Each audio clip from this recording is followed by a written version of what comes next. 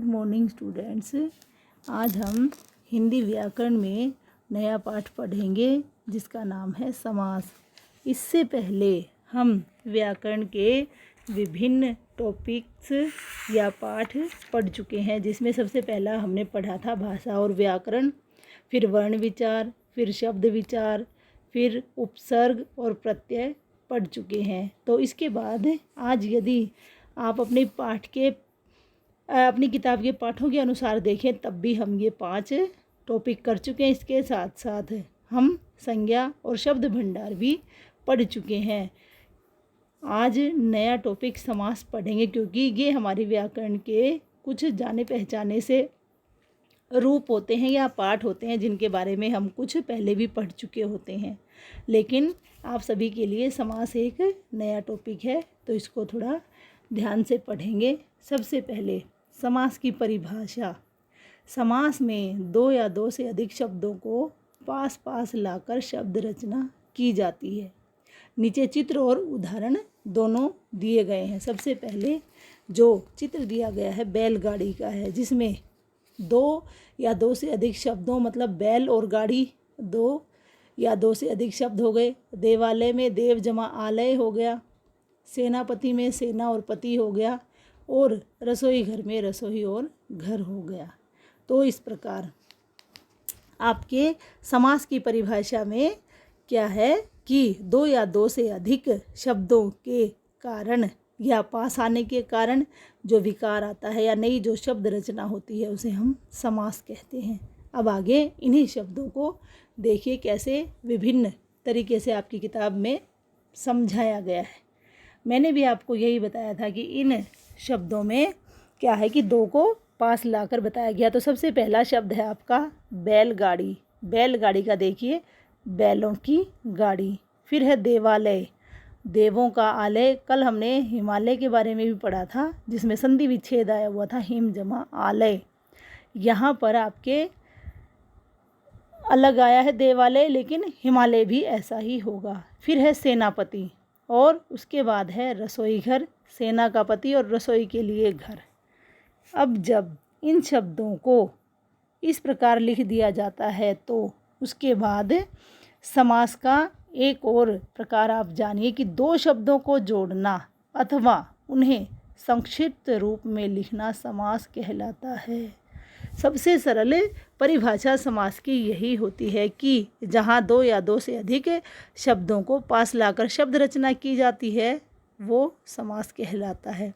दूसरा जो अभी आपको बताया गया है कि सभी के साथ विभक्ति चिन्ह जब इनका विग्रह किया जाता है तो जुड़ जाते हैं, नहीं तो 2 शब्द एक नई शब्द रचना कर देते हैं।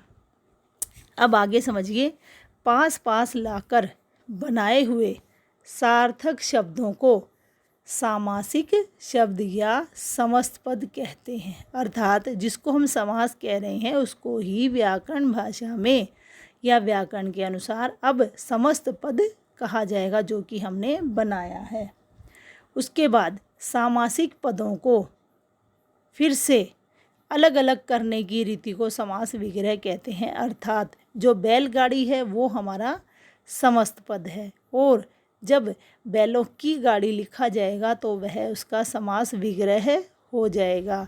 तो इस प्रकार जितने भी ये शब्द हैं आपके बैलगाड़ी, देवालय, सेनापति और रसोई घर, ये सभी समस्त पद हैं, और जब इनको अलग करने का कार्य किया जाता है, जैसे बैलों की गाड़ी, देवों का आलय, या फिर विभक्ति चिन्ह जब आ जाते हैं तो वो समास विग्रह कहलाता है।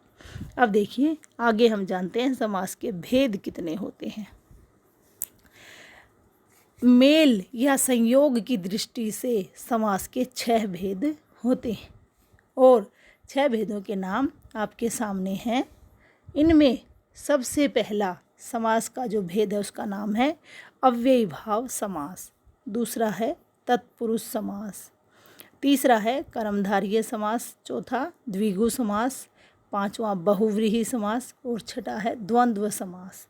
इस प्रकार ये 6 भेद हैं। हालांकि इसको क्या है कि 4 भेद के नाम पे भी यदि कह दिया जाए, क्योंकि एक समास है जिसके ये 2 भेद होते हैं, लेकिन फिर भी आपको 6 ही पढ़ने होते हैं, इसलिए किसी किसी व्याकरण में इनके 6 भेद ही बता दिए जाते हैं। नहीं तो 2 समास जो है एक के भेद होने के कारण उनको ऐसे बताया जाता है कि ये इसके उपभेद हैं, लेकिन आपकी इस व्याकरण में कुल 6 भेद बताए गए, इसलिए आप 6 भेद भी लिख सकते हैं।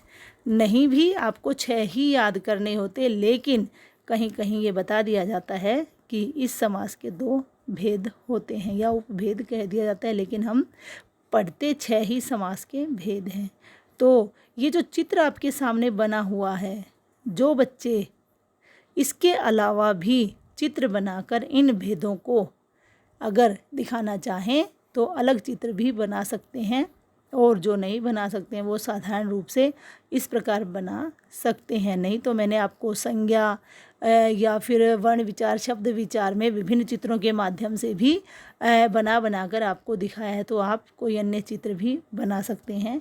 कल हम समास के विभिन्न भेदों के बारे में पढ़ेंगे। आपका दिन शुभ हो। धन्यवाद।